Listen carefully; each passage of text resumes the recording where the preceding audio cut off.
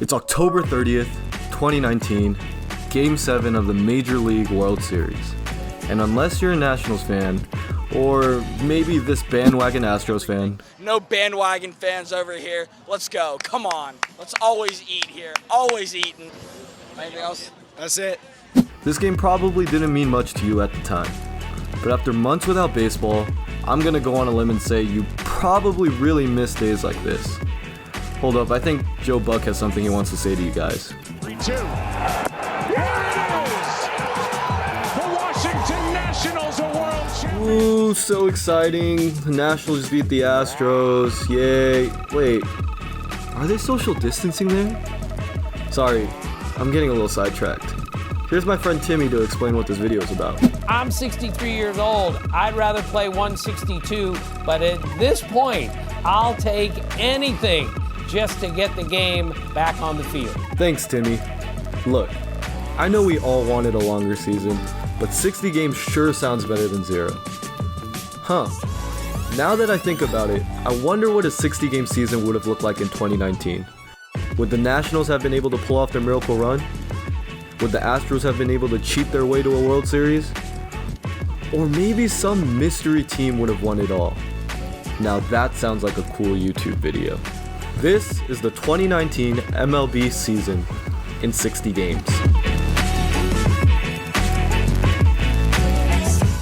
Now, if you're one of those skeptics that thinks there would have been no difference between a 60-game season and a 162-game season, you would just have to point out the American League East. In the American League East, these were the standings after 60 games, and, well, these were the standings after 162 games. No difference. Yankees are still on top, and the Orioles, well, they're still playing like a little league team. Jason Kipnis bounces one towards second. They run it back. They don't tag Lindor. They get the out. They say safe at first. Now the throw home. They're safe. Now, if you're one of these skeptics, my best evidence that there would have been a difference in a 60-game season is the National League East. These are the standings after 60 games, and these are the standings after 162 games. Nothing makes sense. The first place Phillies finished 4th, and the World Series champion Nationals don't even make the playoffs. Which reminds me that this is not a unique case. Let's look at the American League playoff picture. In case you don't remember, this is what the playoff picture would have looked like after a 162-game season, but this is what it would have looked like after a 60-game season. Now, right off the bat, the seeding is totally different. There's not a single team that receives the same seeding that it received the season before. And there's some obvious differences, like the A's don't make the playoffs in a 60-game season, the Rangers do. But the most interesting difference is the battle for the number 1 seed. After 60 games, the Twins and the Astros finished with the same record. So who gets the number 1 seed? Well, for that, we have to rewind to April 29th, 2019 to watch the most important play in the most important game of a 60-game MLB season. On this day in history, the Twins are hosting the Astros and they have Jake Odorizzi on the bump. Now, he gets into some trouble in the first inning, and there's a runner on first and second with 2 outs. Yuli Gurriel's at the plate, and he hits this little dinker in between first, second, and right field. Now, with 2 outs, the runner on second is going off of contact, so he probably scores on this play. The only way he doesn't score is if the Twins catch the ball. So let's take a closer look at the Twins' defense. In right field, you have Max Kepler. And to see just how good he is at defense, we're going to look at one stat and one stat only. Defensive runs saved. Defensive runs saved is just another metric to compare you to the rest of the players at your position. So when I say that Kepler had a score of 4, it means he saved 4 more runs than the average right fielder in 2019. Now that's above average, so it's pretty good. So what about the other positions? Well, now playing second base for the Minnesota Twins, Jonathan Scope, who is averaging a whopping 0 defensive runs saved. So we have an average second baseman, an above average outfielder, but who's playing first base? Well, none other than Marwin Gonzalez. Yes, this is the same Marwin Gonzalez that in 2017 helped the Astros win a World Series. He had a down year in 2018, and then in 2019 as a free agent, he signed with the Twins. And so how is he doing defensively? Well, pretty bad. His defensive run save score as a first baseman is -2. This means he allows 2 more runs than the average first baseman on defense. That's pretty bad. But you know how I promised you that we'd only look at one stat? Well, this is a little bit of a lie. Let's look at one more stat, fielding percentage. Marwin Gonzalez's fielding percentage just at first base is .993. The average first baseman in the MLB also has a .993 fielding percentage. What does that mean? His fielding percentage is not what's bringing down his score. So everything that's hit at him, he's making about the same amount of plays as the average player would. So what's his problem then? Well, defensive runs saved also takes into account range. What is your range as a first baseman compared to other first basemen? And since his fielding percentage is pretty good, we can only assume that it's his range that's holding him down. That's why it's surprising to see what he does on this play. He does what every little leaguer is taught to do and runs to where he thinks the ball is going to drop instead of looking back and running while trying to locate the ball. This gives him precious time to run full speed and make up ground, and that's how he makes that catch. Now that seems like a pretty meaningless play until you realize who's pitching for the Astros. It's none other than the guy who will win the Cy Young at the end of the season, Justin Verlander. By season's end, he will either lead or be second in almost every pitching category that matters. Except for one. Home runs allowed. He actually gives up the second most home runs in the league.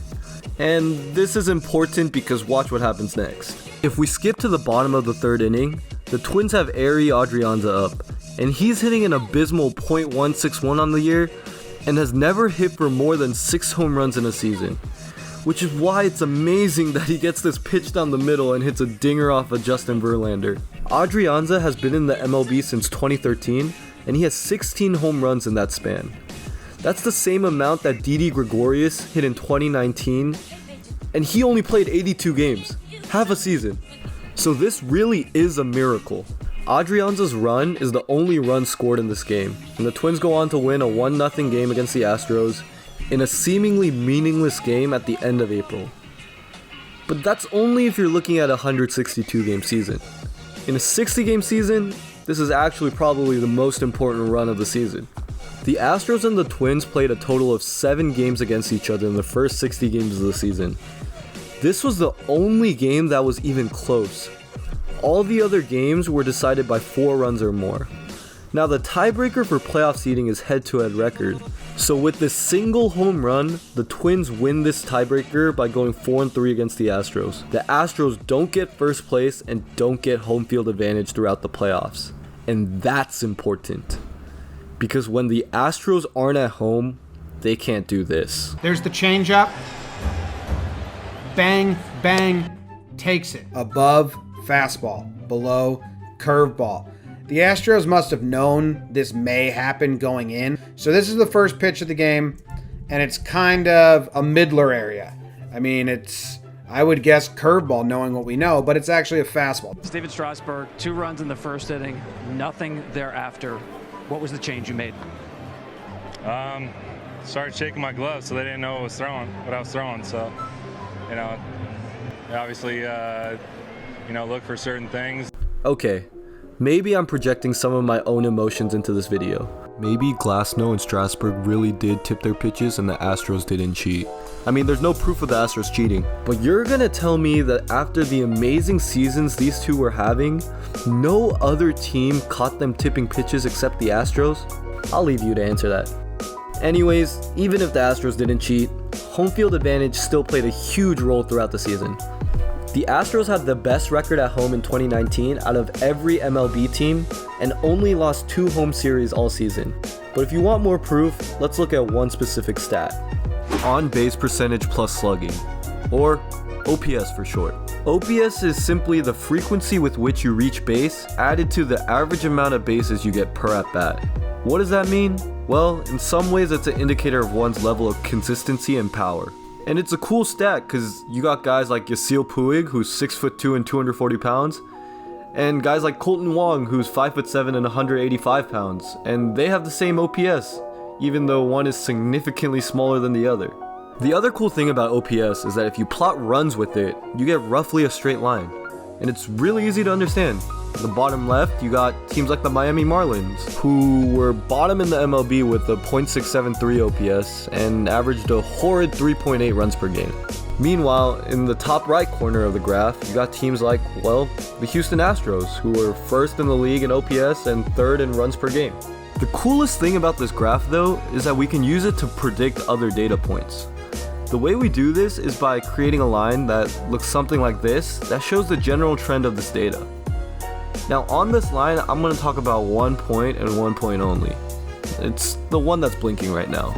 This point represents the Astros' home OPS, which in 2019 was .878. That's .06 higher than what they hit on the road and .03 higher than their average on the season. Now that may sound like a small difference, but if we plug it into our line, what do we get? We get 6.46 predicted runs per game.